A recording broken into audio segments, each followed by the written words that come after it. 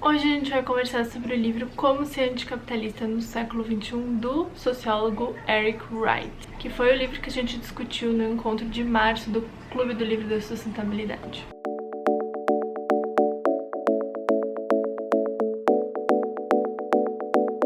Bom, esse livro, que foi o segundo mais votado na votação que a gente fez, né, que tava muita gente curiosa pra ler, assim como eu, é um livro bem curtinho, como dá pra ver. Eu tava bem ansiosa pra saber alternativas, pra ter alguma esperança, pelo amor de Deus. Essa era a coisa que eu queria com esse livro. Ele foi escrito por um sociólogo marxista norte-americano, que é o Eric Wright, e no prefácio a gente fica sabendo a intenção um pouquinho da construção desse livro. A ideia era fazer uma coisa bem didática, bem beabá, de como ser anticapitalista, de como ser contra o capitalismo, e esse livro seria seguido de um segundo que aprofundaria os temas que ele traz nesse. Só que o autor morreu no meio desse caminho, porque ele estava lutando contra o câncer. Então ele só conseguiu publicar a primeira parte desse trabalho, né? A ideia desse livro é popularizar essa questão. Aqui no Brasil ele sai pela editora Boitempo, e de fato é um livro bem tranquilo de ler, no sentido de que não é um texto difícil,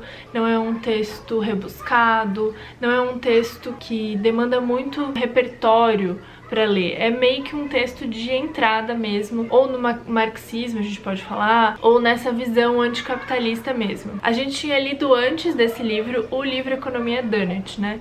Então eu acho que casou bastante com essa sequência, porque no Economia Donut, que eu ainda não fiz vídeo aqui pro YouTube, a autora lá fala de um modelo econômico que tenha um limite de crescimento e que esse limite seja o que a Terra consegue nos dar. Já esse livro aqui traz meio que um adicional para esse conceito, que é esse limite e essa construção desse sistema econômico que não ultrapasse os limites da Terra precisa ser um sistema diferente do capitalismo, porque está na base do capitalismo a desigualdade. Então o livro começa justamente falando por que ser anticapitalista, né?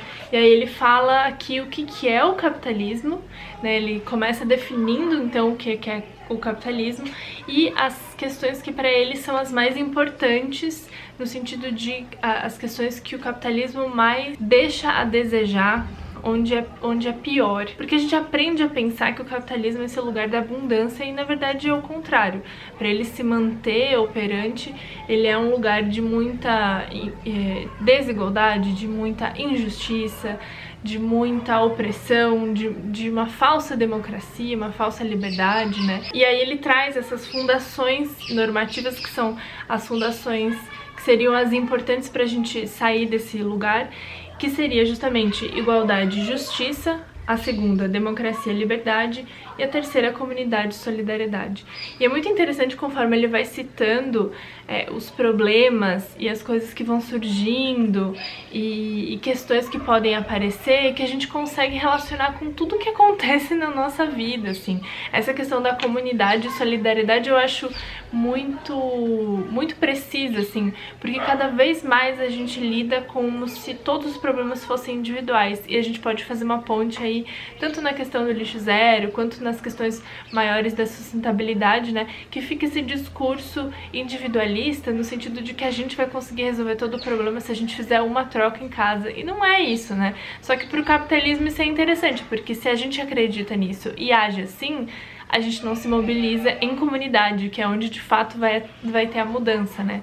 Então, esses pontos que ele traz pra mim são muito importantes no começo, porque já deixa tudo bem lúcido, tudo bem os pingos nos is, assim. Aí depois ele tem a segunda parte, que é diagnóstico e crítica ao capitalismo, que ele justamente elenca ponto por ponto, dentro dessas normativas, quais que são os problemas dentro do capitalismo.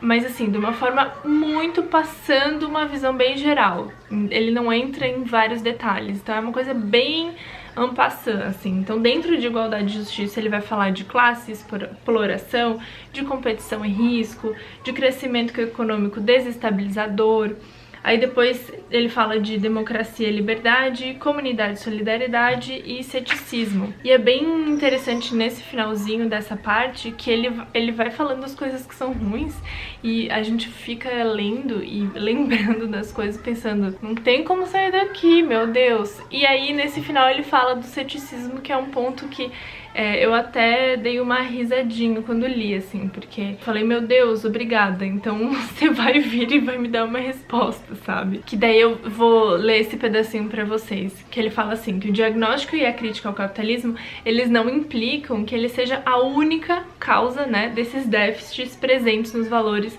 da igualdade, da democracia, da comunidade, mas que ele é o elemento que mais contribui para esse quadro e que algumas pessoas acreditam que não tem alternativa viável ao capitalismo, seja porque os caminhos propostos não funcionam e poderiam até mesmo piorar as coisas, seja porque mesmo que possa existir um sistema melhor, os poderes aqui estabelecidos no capitalismo já são fortes demais e tornam praticamente impossível essa mudança, que é uma visão que a gente tem muito importante, né? Que a gente fala, ai, não adianta porque não vai mudar nada. Em outras palavras, ou não há um destino que nos seja favorável, ou não há nenhuma maneira de chegarmos a ele. As alternativas são, portanto, utópicas, meras fantasias intangíveis. E aí depois ele fala, o restante do livro irá, então, se dirigir a esse segundo tipo de ceticismo e criar caminhos para que a gente possa chegar nesse lugar utópico onde não exista o capitalismo. Então, como que a gente destrói o capitalismo, como a gente faz a erosão do capitalismo. É mais ou menos isso o que ele se propõe. Daí eu acho bem interessante que nessa terceira parte ele vai falar de variedades de anticapitalismo. E daí ele cita alguns exemplos de algumas práticas que já existem, dá alguns exemplos até de empresas, dá alguns exemplos de comunidades, dá alguns exemplos de práticas do cotidiano que são bastante anticapitalistas.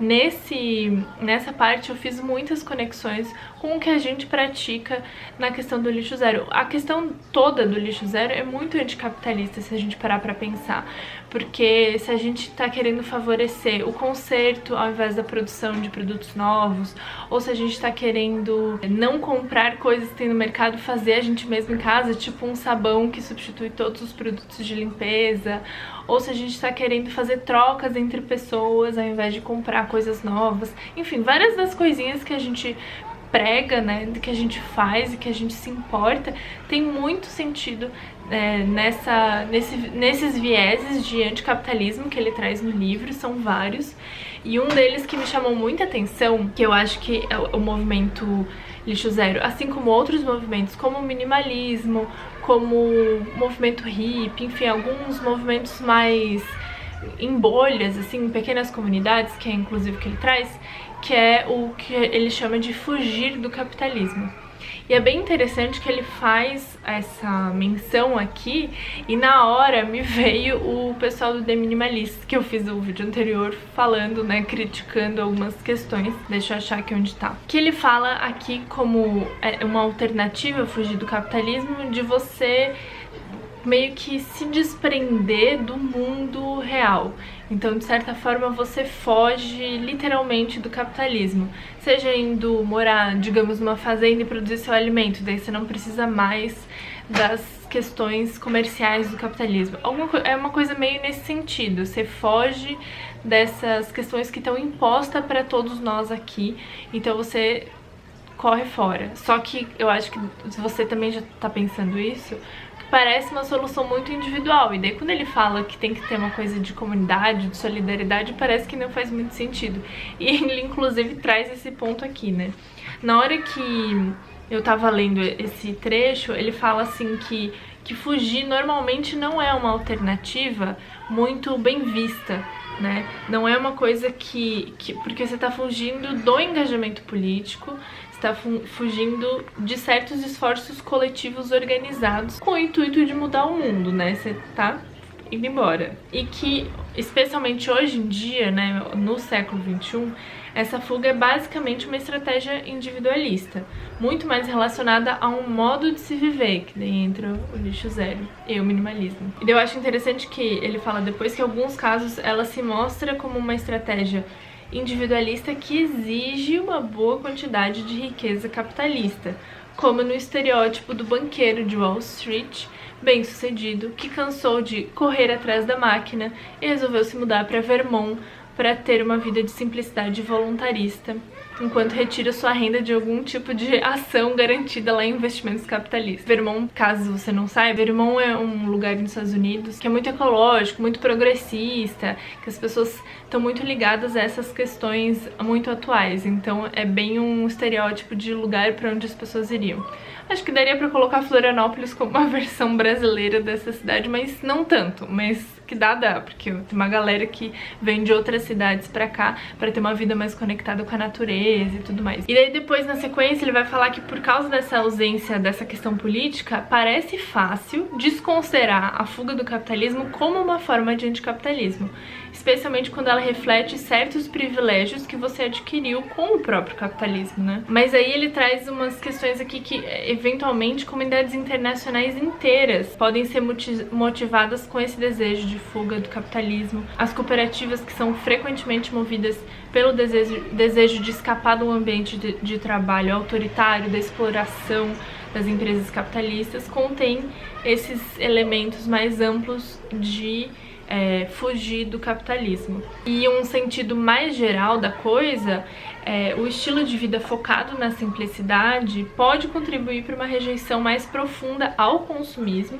e para se livrar dessa preocupação com o crescimento econômico do capitalismo. Então, ele fala que essas estratégias, elas todas são válidas e elas todas precisam e devem acontecer ao mesmo tempo em conjunto, que uma vai fortalecendo a outra para que se crie um ambiente de iminente explosão, assim, para de fato acabar com o capitalismo. Eu acho que essa é uma visão bem interessante que ele traz aqui. Ao mesmo tempo, conforme a gente falou também bastante no nosso encontro lá do clube, o livro deixa a desejar em algumas coisas. Se você já estuda o marxismo, por exemplo, talvez você se incomode porque ele é de uma vertente aqui específica do marxismo, que eu confesso que eu não sei explicar direito, porque não sou uma pessoa que sabe aprofundadamente esses temas, mas caso você seja, ou caso você seja Luciana, você vai saber que tem diferentes interpretações, diferentes correntes dentro desse próprio ambiente aí, próprio marxismo, né?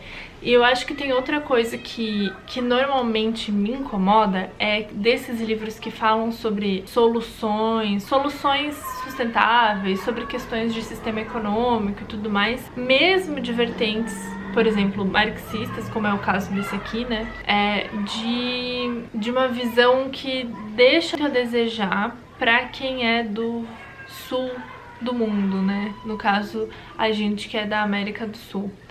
Porque são visões completamente opostas. Eu acho que por mais que você estude, você não se desgruda de todas as coisas que você nasceu com, sendo, por exemplo, dos Estados Unidos. Acho que tem uma diferença muito grande de como foi a sua criação, de como você enxerga o mundo. Tem uma diferença muito grande. E aí tem alguns pontos aqui que me incomodam, mas que eu espero que no próximo livro que a gente vai ler, que é o Se Você Quiser Mudar o Mundo, que é da Sabrina, do Tese 11, acho que talvez, porque ela é uma mulher brasileira, essas coisas estejam mais bem contextualizadas pra gente. Tem umas questões aqui que são muito interessantes também e que me pegaram muito, quando fala de trabalho, das relações de trabalho, do que você precisa fazer pro trabalho, que é uma coisa que eu tenho falado bastante, que inclusive eu e a Bibiana falamos muito lá no episódio que a gente fez sobre o futuro do meu podcast Plantar, vou deixar o link aqui na descrição, que é sobre essa realização que a gente tem hoje em dia pelo trabalho que a gente faz. E ao mesmo tempo, pela essa necessidade gigante de trabalhar muitas horas. A gente precisa trabalhar muitas horas, mas pra que a gente precisa trabalhar muitas horas? Ah, porque eu tenho muitas demandas. Tá, mas de onde é que vem essas demandas? E daí você vai voltando casas e você percebe que a grande questão é o capitalismo, né? Tipo, a gente não precisaria estar trabalhando tanto se a gente não precisasse produzir tanta coisa pra vender tanta coisa, pra jogar fora tanta coisa. E aí a gente trabalha aqui para promover esses produtos, a gente trabalha para dar conta das comunicações que acontecem no meio desse caminho, para criar produtos novos, seja de serviço, seja produto físico mesmo, enfim. Essa questão do trabalho para mim é uma coisa que eu penso muito, porque a gente poderia diminuir muito a carga nossa de trabalho. E aí muita gente fala assim, ah, mas o que a gente vai fazer então? Gente, tem tanta coisa que a gente poderia fazer e tanto trabalho que é mal remunerado e tanto trabalho que existe que não é visto como trabalho, como a questão do trabalho reprodutivo, a economia do cuidado, que são esses trabalhos que a gente faz, normalmente a gente mulher, faz em casa que não é nem reconhecido como trabalho, como cuidar da casa, limpar a casa, cozinhar. Isso tudo demanda um esforço imenso, demanda horas de trabalho, é um trabalho. E é uma coisa que precisa ser feita para a sociedade acontecer, né? Qualquer pessoa precisa que a casa esteja minimamente limpa, precisa de roupas limpas, precisa de comida na mesa, precisa de várias dessas questões. Depois, a gente tá vivendo cada vez mais, ficando velho, e lá na frente a gente vai precisar de pessoas que cuidem da gente. A gente tá numa situação agora muito importante, que é a pandemia, e quantas pessoas não precisa para cuidar de uma pessoa só na UTI, você sabe? Eu não vou nem saber te dizer quantas pessoas que é, mas são muitas, porque precisa de enfermeiro, de médico, de anestesista, de nutricionista, de fisioterapeuta, assim, ó, um monte de gente. Não é uma férias, não é um spa, são várias pessoas que trabalham para cuidar das outras, em vários sentidos. Então, se a gente tivesse uma valorização dos trabalhos pelas horas trabalhadas, ao invés de que status que aquele trabalho te dá, a gente poderia ser muito mais bem realizado na vida. A gente poderia ser muito mais bem realizado, a gente poderia ter muito mais fruição artística, né? Imagina se a gente pudesse ter tempo para ver coisas, para pensar, para criar, para ler, para aprender mais, tanto conhecimento que tem nesse mundo, tanto livro que tem nesse mundo que a gente poderia estar lendo, né? Então, eu acho essas questões muito interessantes e elas se conectam totalmente com a sustentabilidade, né? Porque se a gente trabalhar menos, a gente tem mais tempo para pensar, para questionar as coisas também. Então, né, a manter as pessoas todas super ocupadas e tensas também é um projeto, também é uma intenção, não é por acaso, né? Mas eu recomendo super a leitura, porque eu acho que é bem interessante, eu acho que é bastante motivador, em certo sentido, se você não manja nada das questões mais teóricas sobre marxismo, sobre socialismo, sobre correntes, Marx, Engels, etc. Eu acho que é bem interessante como uma leitura inicial. Eu quero começar a ler mais, a me aprofundar sobre as questões marxistas, mas estamos aí, né? Porque é difícil.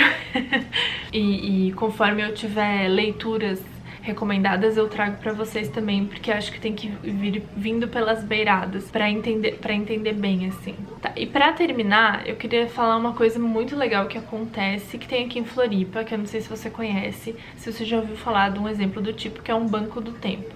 E que pra mim faz tanto sentido e é completamente anticapitalista. No sentido de que é uma iniciativa que se a gente replicasse para outras esferas da nossa vida, a gente poderia viver dessa forma. Vamos fazer um exercício de imaginação aqui.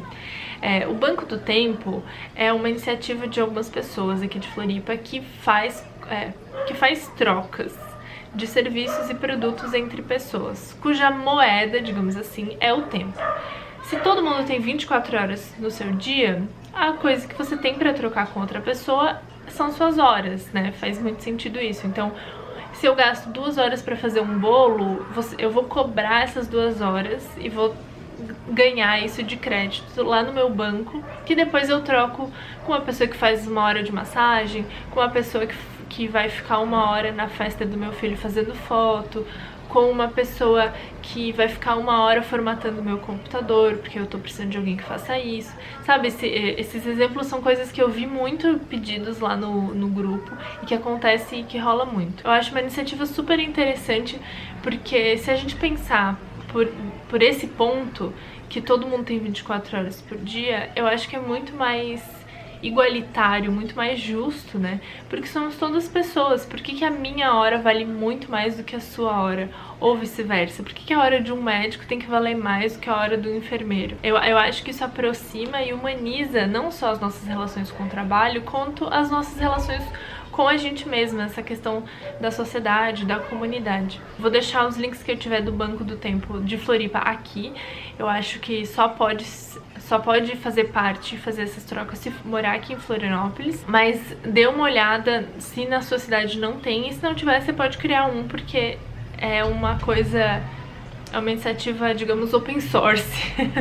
Nada te impede de criar um, mas o pessoal do banco daqui tem alguns guias, manuais de como fazer pra ser justo, pra ser legal. Então é muito interessante. Eu lembro uma vez que eu vi um post de uma mãe falando que tava agradecendo, porque ela tinha feito toda a festa da filha dela, antes da pandemia, claro, toda com trocas pelo banco. Então ela conseguiu contratar fotógrafo, uma pessoa que fez a decoração, pessoas que fizeram comida, que fizeram docinho, uma pessoa fez docinho, outra pessoa fez um bolo, outra pessoa fez não sei o que, e que daí ela só pagou o valor dos ingredientes dessas coisas que precisaram ser feitas, né? E aí ela depois poderia trocar coisas que ela sabia fazer. É um jeito de se pensar muito bonito, porque todo mundo tem coisas a ensinar, né? Então, por que a gente cobra mais caro pra coisas, pra algumas coisas que vêm de algumas pessoas e mais barato de outras pessoas, né? Se a gente trocasse por hora seria muito mais justo e a gente faria caber dentro do nosso dia muito menos coisas, né? Porque a gente seria mais econômico e ecológico nesse sentido também. Enfim, várias questões que me vieram à cabeça lendo esse livro. Eu acho que é bem interessante saber colocar no nome, assim, nas palavras, ideias e alternativas pra gente fugir do capitalismo. Não que seja uma coisa que a gente vai resolver, que amanhã a gente vai fazer isso e tá certo, ou que mini esforcinhos aqui vão resolver, né? No momento a gente tem questões muito mais graves, diria, no nosso país, por exemplo, a resolver a começar a pandemia, que só piora por causa do governo que temos. Então, né, são questões que a gente precisa arrumar essa bagunça antes de tentar fazer outros movimentos. Ah, e se você gostou da ideia de ler livros sobre sustentabilidade e se conectar e fazer encontros com pessoas para discutir esses livros, eu vou deixar aqui na descrição o link para minha comunidade do Catarse e o link de como funciona o Clube do Livro com a programação dos próximos meses. Acho que vai até setembro. A gente está intercalando um livro e filme para poder conseguir ler com calma os livros. O próximo livro a ser lido vai ser o da Sabrina Fernandes, do Tese 11, o Se Quiser Mudar o Mundo. E as reuniões são sempre no primeiro sábado do mês, às 3 horas da tarde. Eventualmente a gente faz alguma mudança que a gente conversa tudo no nosso canal do Telegram. E é um grupinho maravilhoso. Inclusive, deixa eu mandar um beijo para todo mundo que faz parte lá da comunidade do clube, que a experiência de leitura compartilhada, depois que a gente lê e conversa com as pessoas, a gente enxerga tantas mais coisas no livro e que é muito, muito, muito mais rico. E a riqueza do clube é muito isso, porque todo mundo lá tem alguma expertise em alguma coisa, que é isso que eu tava falando de trocar conhecimento. Então sempre são discussões muito ricas. Eu sou uma mera moderadora. Links pra fazer parte do Clube do Livro, pra comprar esse livro se você quiser, entre outras coisas, todos aqui na descrição desse vídeo. Um beijo e tchau!